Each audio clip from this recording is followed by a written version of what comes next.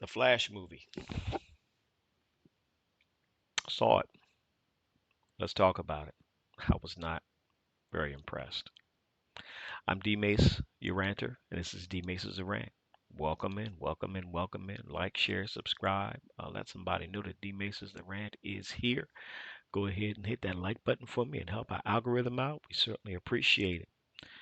The Flash. I had to write some things down. So yesterday, a good friend of mine, shout out to Mr. Travis Ward, a good friend of mine, went out and I went out to go see The Flash yesterday. Neither of us were impressed. So let's go ahead. Let's go ahead and get into this. I'm gonna start with the likes, and I'm gonna end with the dislikes. So the things I liked about this movie, ironically, Ezra Miller did a good job as the Flash, as Barry Miller, as Barry, as the Flash. I think he did a pretty decent job. I know he's problematic. He has a lot of issues, a lot of things going on in his personal life, a lot of things that he's done. That aside, because he certainly needs to be facing stuff for that. But that aside, I think he did a good job as Flash overall. Wasn't mad at that.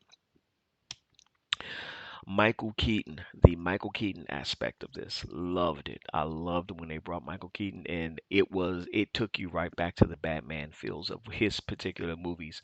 The music, the tone, the pacing, everything it took you right back there. I saw the movie, the first movie and the second one, of course. You know, it just took you right back to all of those movies, and you had the feels like they didn't miss anything with that. I did think it was funny that and spoiler alert, so get ready for this if you haven't seen it yet. I hope that you have. Spoiler alert. He is, he's of course he's older now, since this is 30 something years later, and he's just living alone. He's basically a hermit now. No Alfred, of course. Alfred's, probably long passed away. Um, and he's just home by himself, and he's fixing spaghetti, and he's got to let his hair grow out and all that kind of stuff. He hadn't been Batmaning for a few years, so and it's evident. But he's like this hermit when they come to him. But seeing him get back into that role, get back into the Batman role, and be Batman again was really, really cool to see that. The stunts they did, the things they did with him with regards to being Batman, it was on point. Loved it. Did not want to see him die though. I was like, he had to die like that. But anyway, is what it is. Michael Keaton did a dynamite job. Love that part. The other thing was, to my surprise, a couple years ago when the Supergirl storyline came out, they were like, we're going to introduce Supergirl to it, and I was like, Supergirl, why Supergirl? And I'm gonna get into that in a minute. However, saw the pictures, was like, that's not Supergirl. That's not Supergirl. I wasn't feeling it. To my surprise, the young lady who did Kara Zor-El did a very good job. I think she did a good job. I wouldn't be mad if I saw her in some other things as Supergirl or whatever. I think she did really, really well. So there's that. The other thing I loved was the fan service callbacks. The fan service callbacks. A lot of them were really at the end of the movie where they, showed all these different multiverses because they were dealing with the multiverse. They showed all these different multiverses. You went all the way back to the 1950s, to the 1950s Batman.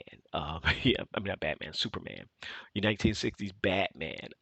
You went to Christopher Reeve, to the young lady who played Supergirl in the 80s. It went to that. It went to even Nicolas Cage's The Death of Superman Lives. That movie never saw the light of day. It was killed before it even got out. And I never saw what it was. I did see a couple of pictures, but they even brought that in, which I thought was pretty cool. I was like, oh, that's pretty nice. Even though the movie didn't get made, you still shout out to that. So seeing that there, they did a lot of callbacks to fan service and everything like that. Showed a lot of different older series of heroes and things like that. So I just thought that was really, really cool. Loved it. The other thing I liked was Iris, the character of Iris. Is an African American um, young woman. Thought she did a pretty good job. Looking forward to seeing maybe. she will be in some other ones. Who knows? But she did a pretty good job as Iris. Love that whole dynamic. And Barry was just off. He loved her, but he was off his game whenever he's around her because he just he doesn't do well with people. But yeah. So that was good. You got to see that part. The other thing I liked was some of the effects with Barry's running. Some of the effects with Barry's running, that was really cool. The part when he came out of the coffee shop ordering his peanut butter and jelly sandwich, which took forever to him because, Barry's fast, so a lot of things move slow around him. And him coming out of the shop and him screaming, "Oh, it's a Flash! It's a Flash!" That was really cool. I didn't like the suit too much. It was working a little bit, but then kind of not. But I did love the effects of him running and things like that. That was pretty cool. So overall, I did like some of the things about this. Now let's get into my dislikes. My dislikes.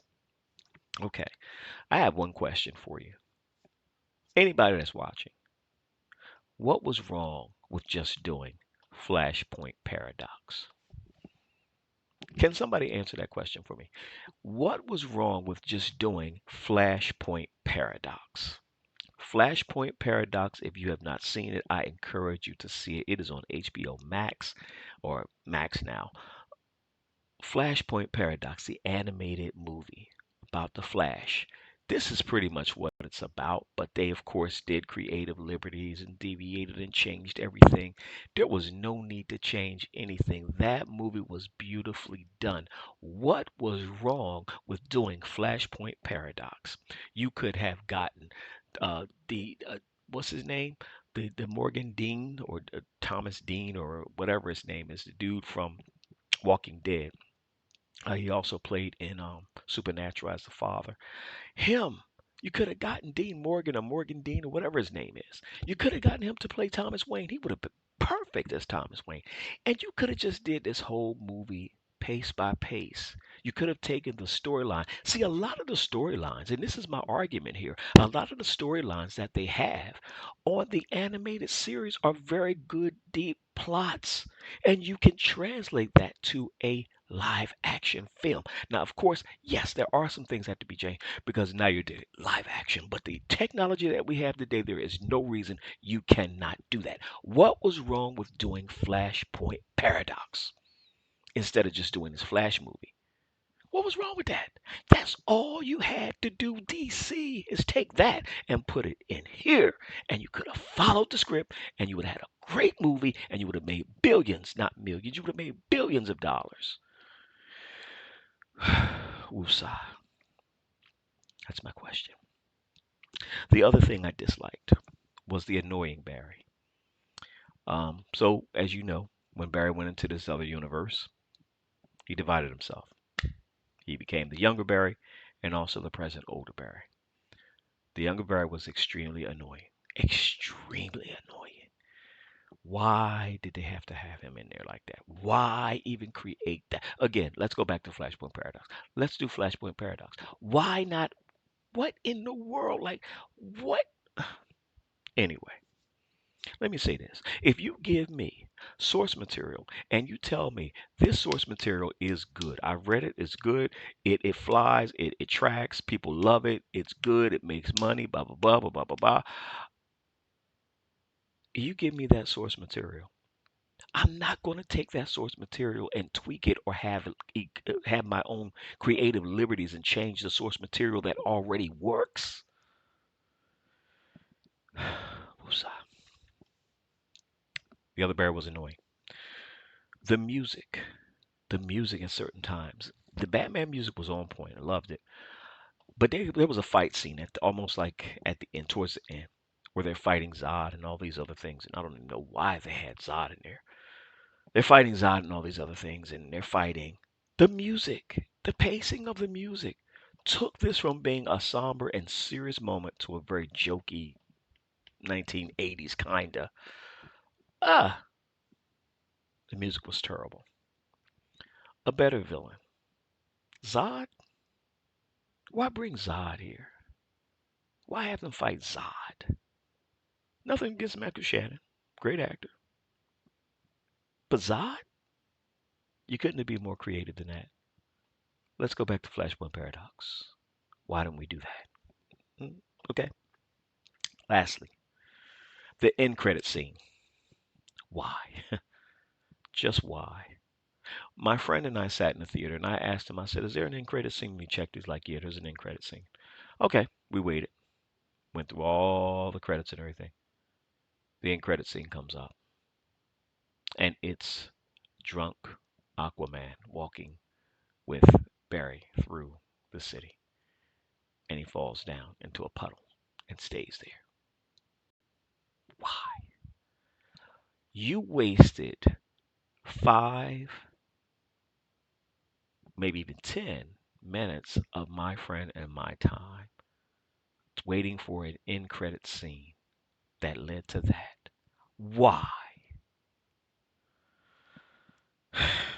Needless to say, I did not like this movie. I never have to see this movie again, honestly. I mean, I'm good. Now, from what I'm understanding, my friend and I were discussing that yesterday. What I'm understanding is this is actually going to be the reversal of the not the reversal, but the redo of everything now because of the multiverse. Because at the end of it, when Barry comes back, he gets his father off and his father's free man. He comes out, he's talking to Bruce Wayne. Gets out of the car, it's not Ben Affleck's Bruce Wayne.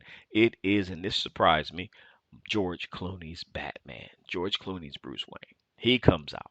Now, don't get me wrong. I love George Clooney as Bruce Wayne. Not so much as Batman, but as Bruce Wayne, he's soared because he's who he is. But he gets out the car, and I'm like, what? So this is the changeover of everything to now James Gunn's new world that he's getting ready to create. So fingers crossed for that new world to see what this is going to look like. I was not happy with this movie. Flashpoint Paradox is the movie they should have did. They should have followed it to the letter and they would have got billions of dollars on this thing and they would have put the right actors in there. Man, this thing would have soared. I was not happy about this movie. I never have to see it again. Some things I did like, some things I really could live without.